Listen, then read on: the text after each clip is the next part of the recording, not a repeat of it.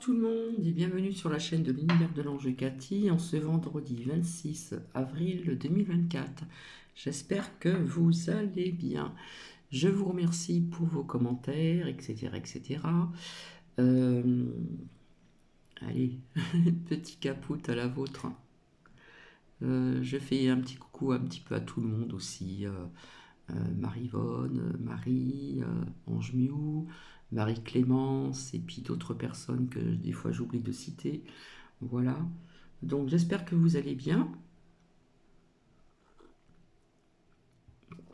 Donc j'ai un petit moment devant moi.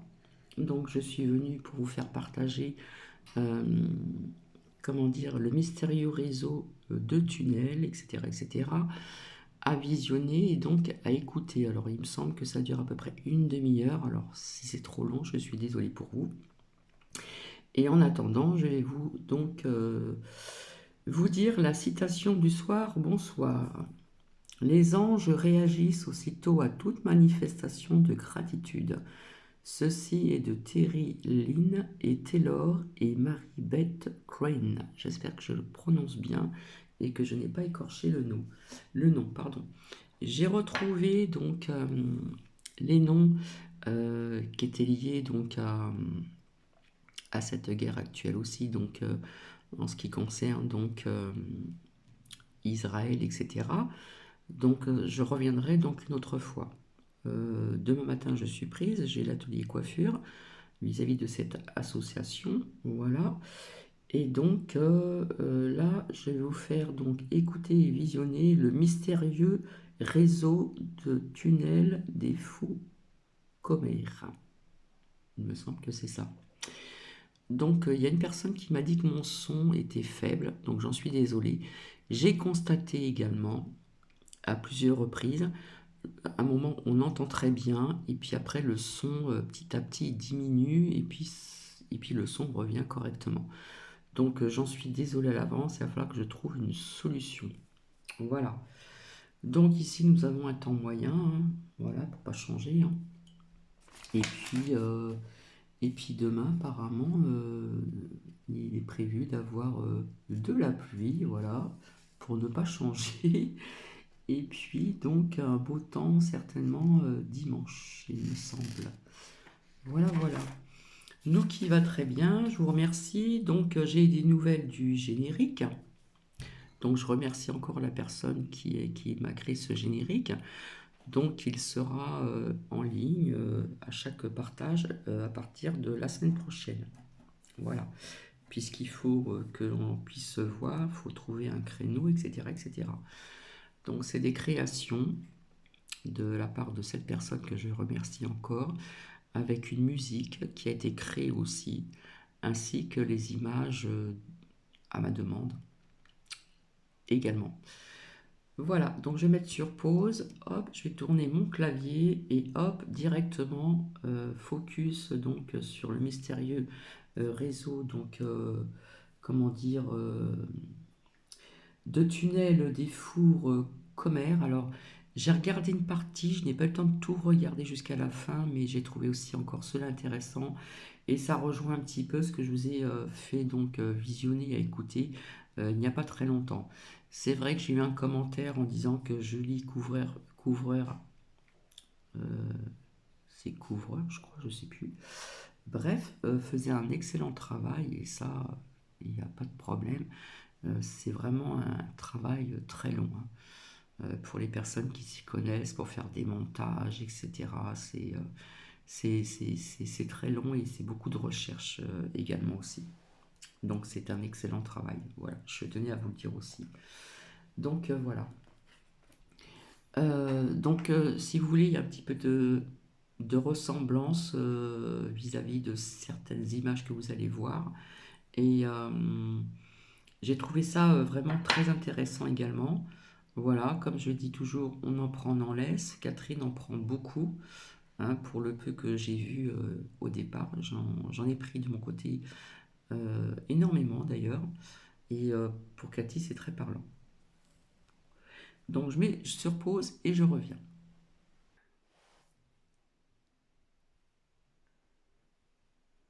Est-il possible qu'un trésor ancien d'une civilisation perdue soit enfoui sous le pic de Victorio? Si c'est le cas, que pourrait-on trouver d'autre sous cette zone étrange? Des chercheurs comme Greg Braden ont suggéré qu'il n'y avait pas que de l'or dans cette région. Il existerait aussi un système beaucoup plus ancien, s'étendant sur 4 États. Ce que nous avons découvert dans cette région, ce n'est pas tant un espace creux sous le désert, mais un véritable système de tunnels. Un réseau qui relie de nombreuses traditions indigènes à cette partie du monde. Depuis la région du sud-ouest du Colorado, au nord du Nouveau-Mexique, en passant par Wild Earth Mesa. C'est à ce système naturel de grottes que les indigènes rattachent nombre de leurs traditions.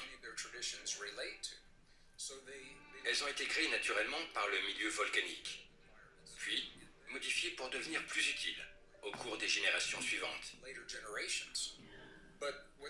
Mais les ancêtres ont indiqué que c'est ici que les gens ont vécu lorsque les cataclysmes ont détruit la surface de la Terre dans le passé. Nous en avons aujourd'hui des preuves physiques au Nouveau-Mexique et au Colorado. Ces preuves géologiques ne soutiennent pas la théorie de la Terre creuse, selon laquelle un espace existerait au centre de la Terre. Elles soutiennent l'existence d'une série de tunnels et de catacombes créées naturellement au sein de la croûte terrestre, qui auraient été utilisées par nos ancêtres, par les peuples indigènes dans le passé.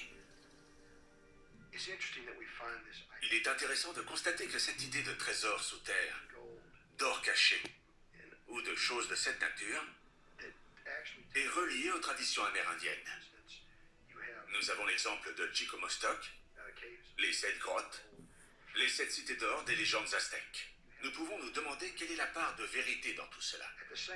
En même temps, nous retrouvons avec des êtres de petite taille ou de la part d'alchimistes recherchant de l'or dans les profondeurs de la Terre.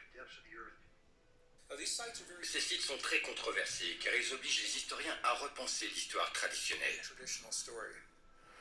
Cela pourrait-il être vrai? Un grand nombre de ces grottes souterraines d'Amérique du Nord sont situées dans la région des Four Corners où se rejoignent le Colorado, l'Utah, l'Arizona et le Nouveau-Mexique. Cette zone géographique accidentée et aride, également connue sous le nom de plateau du Colorado, appartient principalement à des tribus amérindiennes, dont la nation Hopi. D'après le folklore Hopi, nous apprenons que les ancêtres des Indiens seraient remontés à la surface de notre Terre depuis un monde souterrain. Cette tribu indigène considère que l'incarnation actuelle de l'humanité représente le 4e monde et que les 3 précédents se sont développés à l'intérieur de la Terre. Ce qui est fascinant dans la culture Hopi est la notion de cycle de civilisation antérieure qui s'achevait de manière cataclysmique. Puis, une réémergence avait lieu et un autre cycle de civilisation démarrait. C'est le message que je retiens de la culture Hopi. Elle nous incite à replonger dans la lointaine préhistoire et elle soutient que nous ne sommes pas des arrivants récents. Nous avons vécu une série de cataclysmes et nous avons reconstruit la Terre à chaque fois après ceci. Quand nous observons les structures terrestres dans le Chaco Canyon ou dans des endroits comme celui-ci, nous avons le sentiment que nous ne voyons que la pointe de l'iceberg et qu'un héritage beaucoup plus ancien se cache derrière tout cela. Si ce n'est que la partie émergée de l'iceberg de quelque chose de bien plus mystérieux. Quelles autres preuves pourraient suggérer l'existence d'une puissance invisible dans cette région? Freddy Silva nous emmène dans un autre endroit des Four Corners appelé Shiprock. J'ai vu des hommes adultes pleurer à la vue de Shiprock. De son vrai nom, c'est Bitaï. C'est l'un des endroits les plus puissants de la Terre, pour un certain nombre de raisons. Premièrement, il est décrit comme le nombril de la Terre. Et tout endroit portant le nom de nombril de la Terre évoque un point de pouvoir, comme on peut s'y attendre d'un nombril. C'est le premier lieu où les Anazis semblent avoir, je cite, atterri depuis Vénus sur un oiseau de métal. Une fois que l'oiseau s'était assuré qu'ils étaient en sécurité, il s'est implanté dans le sol et s'est transformé en Shiprock. Il est devenu visible environ 100 km dans toutes les directions. C'est un lieu sacré que nous devons respecter. L'un des rares endroits sur Terre où j'ai l'impression de pouvoir entendre les guerriers chanter et danser autour de moi, et de pouvoir me joindre à eux. Cela paraît fou, mais l'énergie est si pure, si forte et si puissante qu'elle n'a pas besoin d'images. Elle incarne tout cela. Puis nous réalisons que nous ne traversons pourtant qu'une vallée. C'est difficile à comprendre, à moins d'en avoir fait l'expérience, mais c'est le pouvoir d'un tel endroit. Ce nombril de la Terre peut-il être un lieu où les gens pourraient passer dans d'autres dimensions? Lorsque nous étudions les légendes amérindiennes, et en particulier les légendes du monde souterrain, la région des Four Corners tient une place particulièrement importante. Car un certain nombre de groupes amérindiens prétendent avoir émergé de celle-ci. J'entends par là qu'un mythe affirme qu'ils sont sortis de la Terre. Les Pueblos pensent qu'ils sont sortis de la Terre dans cette région autour du Grand Canyon. Les Hopi prétendent être sortis de ce qu'ils appellent le Sipapu, qui est le nom du trou faisant partie de leur système de cheminée dans une kiva. Ils prétendent être venus par ce Sipapu et être sortis d'un monde souterrain où ils ont interagi avec des humanoïdes reptiliens, appelés les hommes serpents et les hommes lézards. Ils auraient également interagi avec le peuple fourmi. Les descriptions du peuple fourmi ressemblent beaucoup aux descriptions des petits gris modernes. Nous avons cette idée qu'il existe plusieurs mondes sous terre et qu'ils ont tous leurs propres habitants. Ces peuples amérindiens affirment qu'ils ont vécu dans ces régions et ont finalement émergé dans notre monde. La légende similaire des Apaches dit qu'ils sont arrivés dans notre monde par une série de grottes après avoir vécu dans un endroit appelé la Terre du Vieux Feu, qui avait été détruit lors du cataclysme et avait sombré sous l'océan. Ils prétendent être arrivés ici par une série de grottes, tout comme les Aztèques. Mais il y a aussi les Navajos. Les Navajos croient aussi qu'ils sont sortis d'un monde souterrain. C'est donc un thème récurrent lié à la région des Four Corners. Il est intéressant de constater que ces différents peuples, dont certains étaient même adversaires dans les siècles précédents, présentent tous des légendes similaires sur des mondes à l'intérieur du nôtre. Si l'hypothèse selon laquelle l'humanité moderne serait née dans les grottes des profondeurs de la Terre est vraie, est-il possible que des civilisations entières vivent encore sous terre dans la région des Four Corners? Je vis près de Taos, au Nouveau-Mexique. Il existe un phénomène qui s'appelle le hum, le Taos hum. C'est une vibration qui est ressentie de manière sélective par certaines personnes. Les autres ne semblent pas la ressentir du tout. Cela se produit généralement entre 2 et 4 heures du matin quand les gens dorment. Ce bourdonnement est quelque chose que vous ressentez dans votre cœur et que vous pouvez entendre jusqu'en dessous du niveau audible. Personne ne sait d'où vient ce bourdonnement. Dans les années 80, on a fait appel à des chercheurs universitaires pour voir si en trouvant 3 endroits où ils ressentaient ce bourdonnement et en les triangulant, ils pouvaient trouver sa source. Et ils ont découvert qu'il provenait de partout. Ce qui suggère qu'une onde est générée à l'intérieur de la Terre à ces heures, à 2, 3, 4 heures du matin, et qu'elle est transportée ailleurs, à travers le substratum rocheux. Mais quelle est la source de cette onde? C'est là qu'intervient la spéculation selon laquelle ces tunnels naturels, ces grottes et ces cavernes dont nos ancêtres parlaient dans le passé et qui existent encore, sont peut-être en train d'être modifiés et utilisés d'une manière contemporaine pour le stockage, pour des traitements de détection de la Terre, de géodétection, etc. La communauté scientifique en est alors arrivée à la conclusion qu'il se produisait bien quelque chose. Ils ont pensé que cela pouvait être le forage constant pour modifier ces grottes qui avaient créé ces ondes. Depuis 1946, le gouvernement américain utilise les terres des Hopi dans la région des Four Corners pour des tests d'explosifs. Est-il possible qu'en réalité, ces tests soient une couverture? L'armée pourrait-elle utiliser l'ancien pouvoir de cette région pour mener des programmes militaires secrets? Ou leur véritable objectif est-il de détruire quelque chose qui a été découvert sous terre, peut-être quelque chose provenant d'une ancienne galaxie? Billy Carson raconte son expérience personnelle dans la zone des Four Corners. Il semble qu'une grande partie de l'activité dans ces tunnels se concentre dans la zone des Four Corners. Il existerait des portes des étoiles en pierre bien connues. C'est ainsi que les anciens Indiens les appelaient. Et les Indiens modernes affirment aujourd'hui la même chose. Ce sont des portes vers lesquelles leurs proches avaient l'habitude de se rendre. Ils y passaient leur tête, chantaient quelques mots et disparaissaient. Certains d'entre eux revenaient. L'été dernier, je suis allé en Arizona pour voir le Grand Canyon. J'ai loué un hélicoptère et un guide là-bas parce que je voulais savoir si je pouvais examiner l'un de ces anciens mystères dont les gens parlaient. Nous avons atterri dans une réserve indienne au fond du canyon. Une zone était délimitée par une corde. J'ai demandé pourquoi nous ne pouvions pas passer. Je ne voyais pourtant rien de dangereux. Il m'a répondu que la NASA avait pris le contrôle de cette partie du canyon. Si l'on observe la façon dont le système de réseau traverse la Terre, plusieurs endroits représentent des nœuds hautement énergétiques. Dans beaucoup de ces réserves et d'autres terres sacrées détenues par les autochtones, des groupes militaires ont construit des installations et les ont interdites au public. La plupart du temps, il s'agit d'entrer de ce système de grottes qui recouvre toute la Terre. Beaucoup de ces endroits sont sacrés pour les indigènes parce que des histoires remontant à plusieurs millénaires racontent que différents types d'êtres les ont emmenés sous terre pour les protéger des cataclysmes. Ce sont ces mêmes êtres qui, après le cataclysme, les ont ramenés à la surface de la Terre pour les aider à rétablir leur civilisation. Plusieurs de ces zones dont les militaires bloquent l'accès sont aussi des vortex puissants, qui sont des nœuds dans ce système de portes des étoiles du réseau cosmique. Les militaires les ont condamnés car ils ne veulent pas que nous découvrions ce qui se passe à travers ces portes. Un barrage? Si c'est vrai, qui ou quoi pourrait voyager à travers ces portes ou dans ces grottes souterraines? Nous devrions peut-être envisager l'une des théories les moins conventionnelles de l'évolution.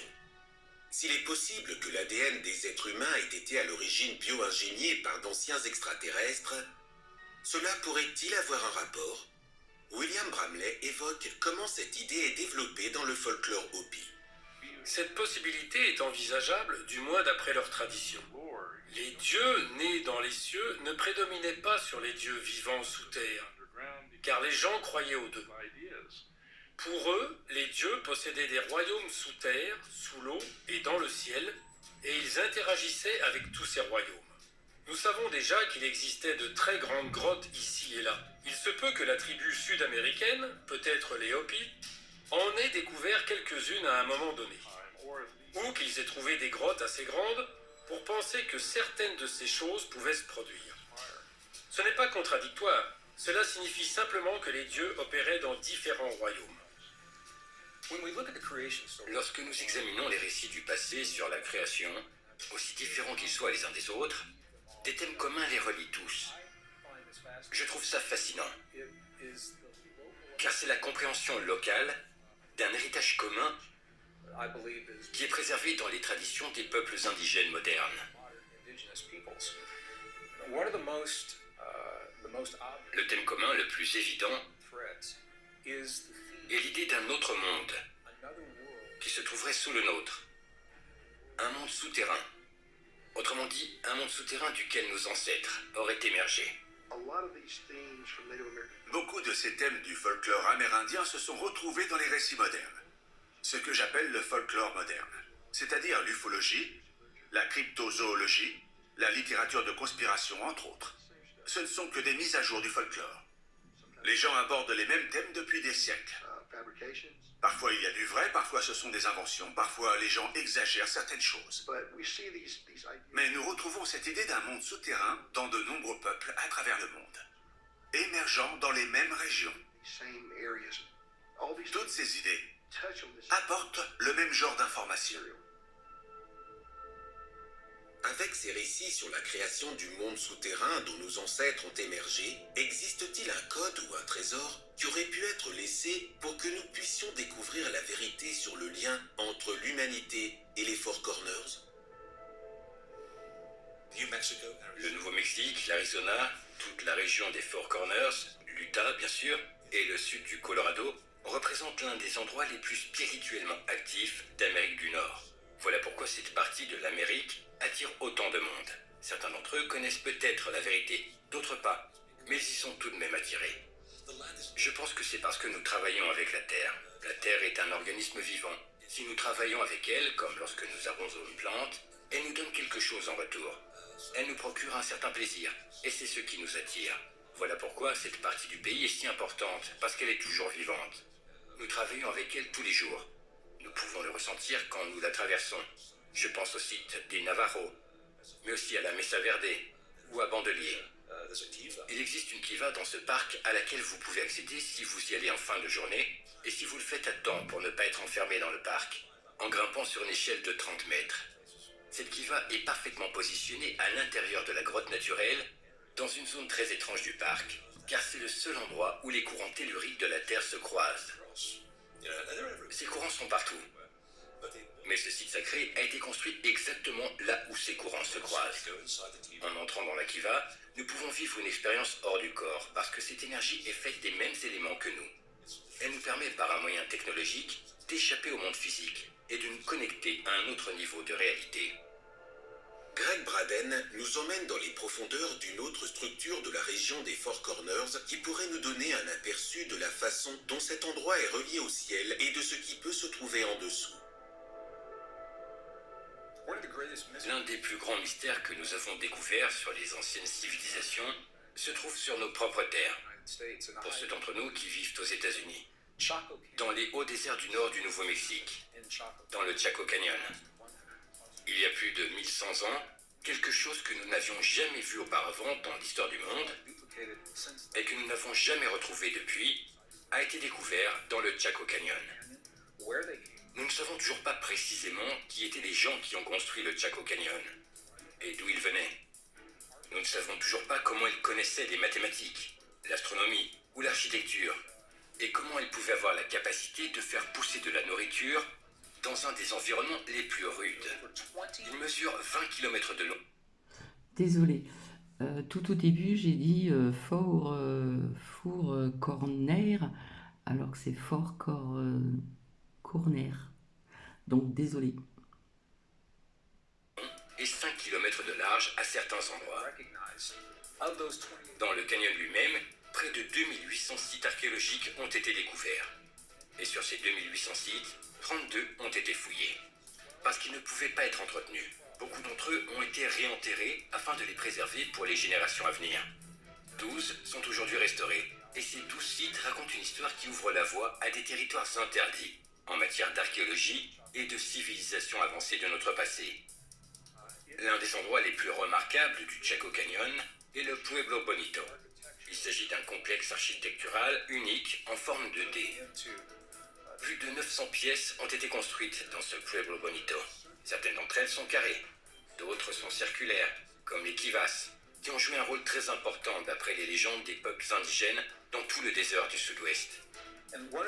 L'une des raisons pour lesquelles ces chambres circulaires sont si importantes est qu'elles sont directement liées à l'histoire de leur création. Dans ces chambres circulaires, dans les kivas, on peut voir un trou appelé sipapu. Le sipapu, d'après les légendes amérindiennes, est l'endroit par lequel nos ancêtres ont émergé d'un autre monde sous celui-ci. Ils ont émergé dans ce monde à maintes reprises. Et cela s'accorde parfaitement avec des histoires portant sur la création que l'on retrouve partout, des traditions sumériennes aux traditions mésoaméricaines du Yucatan. Un thème commun recoupe toutes ces histoires. Cette idée récurrente est que les gens ont émergé d'un monde souterrain qui se trouve en dessous du monde que nous connaissons aujourd'hui. Serait-ce encore une référence à la création humaine sous la surface de la Terre? Quel est le lien entre le Chaco Canyon et les étoiles? Lorsque les missions Vikings ont commencé à renvoyer des images de Mars, plus de 19 000 images ont été prises par l'orbiteur qui tournait autour de la planète. Maintenant que ces images ont été affinées et que nous avons une meilleure idée de ce qu'elles représentent, nous avons découvert à la surface de Mars un ensemble de temples qui ressemble précisément au Pueblo Bonito du Chico Canyon, qui n'aurait pas été fouillé. Une structure unique en forme de D, que l'on n'a retrouvé nulle part ailleurs sur cette planète dans le passé. Cela n'a rien de contemporain. Le seul autre endroit où nous avons trouvé un exemple de cette structure est sur Mars. Comme je l'ai mentionné, nous ne savons pas précisément qui étaient les habitants du Chaco Canyon. Mais nous savons qu'ils avaient une connaissance avancée de la physique, de l'astronomie et des mathématiques. Il existe un endroit dans le Chaco Canyon, une butte de 120 mètres de haut, appelée Fajuda Butte. Au sommet de la Fajuda Butte se trouve une structure mystérieuse que les scientifiques appellent le Stonehenge nord-américain. On ne s'en rend pas forcément compte en la regardant. Ce sont simplement 3 dalles verticales de la même matière que la Terre. Dans les années 70, il a été découvert qu'au moment du solstice et au moment de l'équinoxe, la façon dont le Soleil, lui, à travers ces dalles, et atteint un dessin de spirale, se trouvant sur le mur juste derrière, indique avec grande précision le solstice d'été, ainsi que l'équinoxe et les cycles lunaires. C'est quelque chose qui n'avait jamais été vu auparavant. C'est tellement étrange que les scientifiques étaient réticents à l'idée même que cela puisse se produire. Ce n'est que lorsque ces images, guidées par laser, ont été utilisées pour imiter les solstices et les équinoxes à différentes périodes de l'année que la science a pu déterminer avec précision que c'était bel et bien ce qui se passait sur la Fajuda Butte.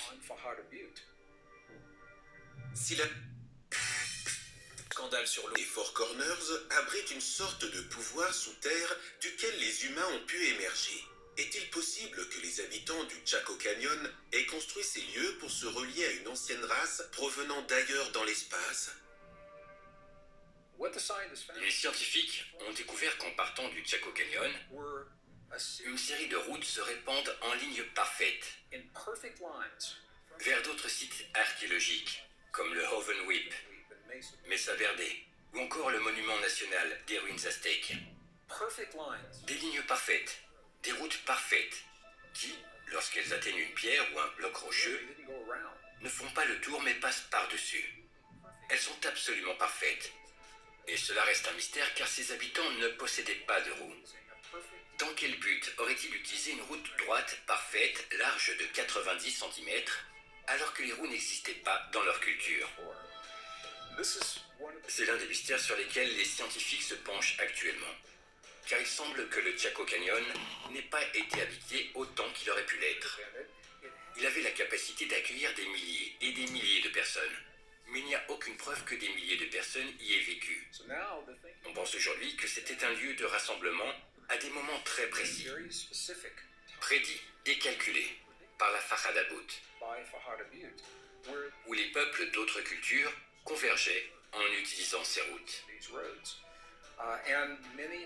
Beaucoup d'images astronomiques que nous voyons aujourd'hui relient le Chaco Canyon à ce que nous observons sur Vénus ou sur Mars.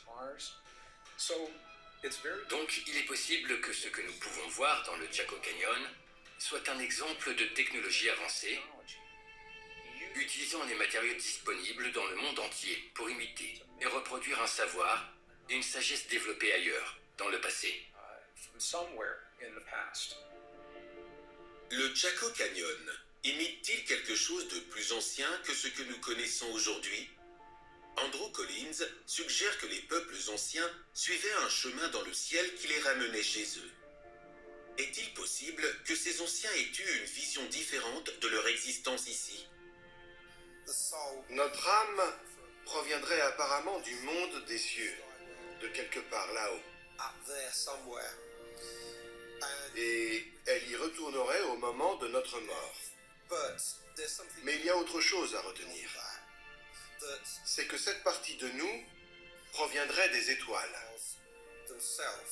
Et qu'au moment de notre incarnation, cette partie, que nous appelons l'âme ou l'esprit, s'incarnerait dans la chair et le sang, et elle nous permettrait d'exister.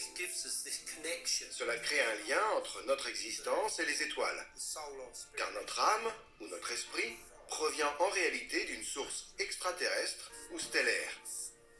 Et lorsque nous sommes libérés au moment de la mort, elle retourne d'où elle est venue.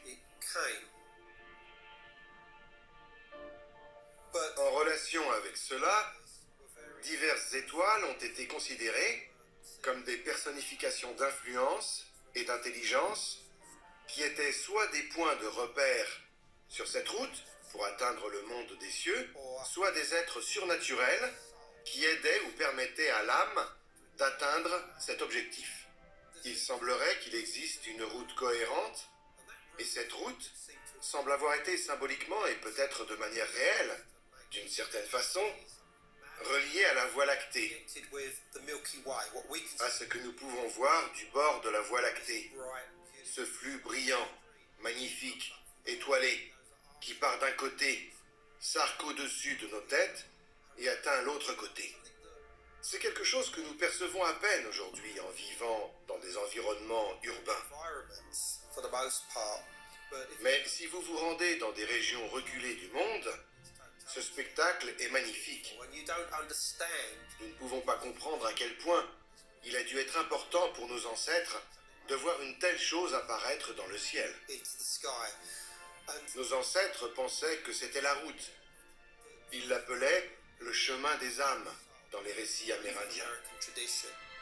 Si ces anciens peuples avaient cette connaissance, quel est le rapport avec ce qui pourrait se trouver sous les Four Corners? Des civilisations dissidentes, des anciennes civilisations comme les pré-adamites, ou d'autres de cette nature, ont créé un niveau avancé de civilisation avant nous et ont pu, il y a longtemps, atteindre des niveaux de calcul quantique, voire utiliser la structure cristalline de la Terre pour obtenir des pouvoirs divins. Ils sont devenus des dieux pour beaucoup de peuples anciens. Lorsque nous lisons des descriptions de ces êtres dans les textes anciens, ou que nous lisons les récits modernes d'OVNI, il s'agit probablement des mêmes êtres. Mais cela ne signifie pas qu'ils viennent d'ailleurs dans la galaxie.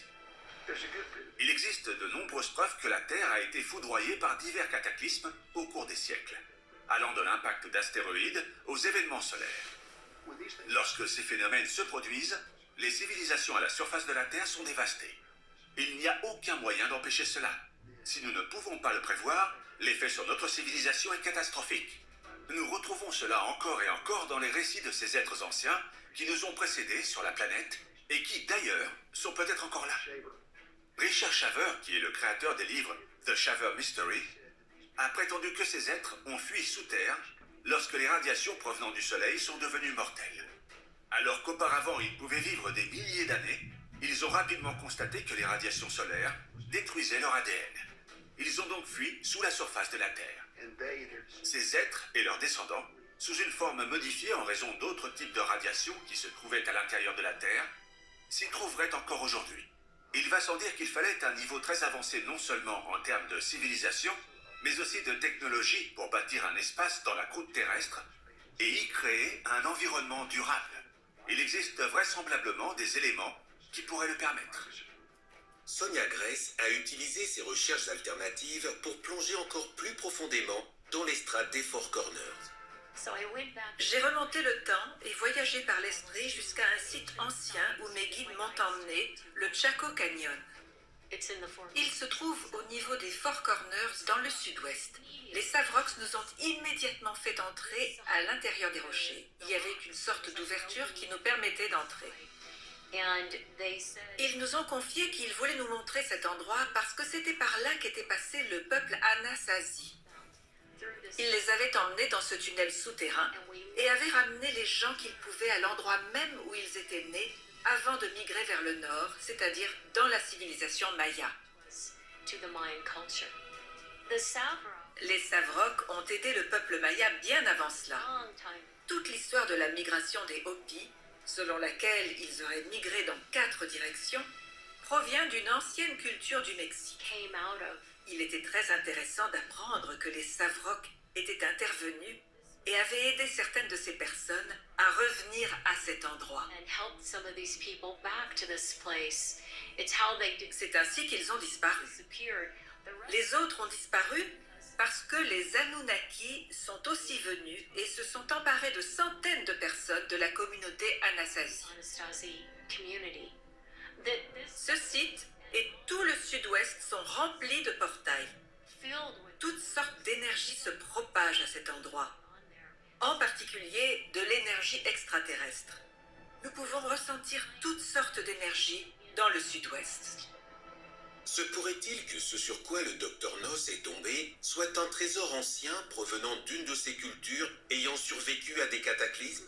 Est-il possible que la région des Four Corners renferme une certaine forme d'énergie qui pourrait ouvrir des portails vers d'autres mondes? Si cela est vrai, comment les Mayas et les anciennes cultures du Mexique sont-ils rattachés à cette région du sud-ouest américain? Le lieu d'origine de la nation aztèque était connu sous le nom de Chicomostoc, qui signifie les 7 grottes.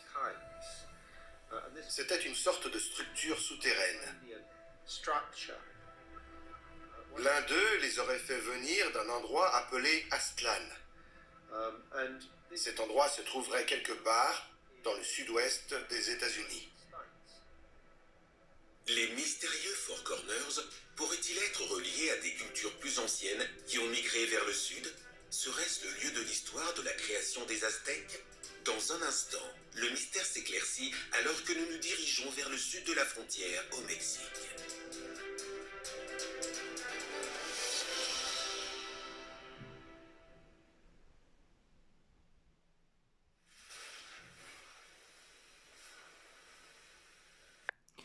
Voilà, j'espère que cela vous a plu. Donc vous voyez, si vous écoutez telle ou telle personne, quelque part tout se rejoint, hein. Si on écoute bien, qu'on est très attentif. Donc c'était le mystérieux réseau des tunnels de Four Corners. J'espère que je le prononce bien. Je vais vous laisser et donc je vous souhaite une agréable soirée et je vous retrouve bientôt. Allez, bisous à tout le monde, au revoir.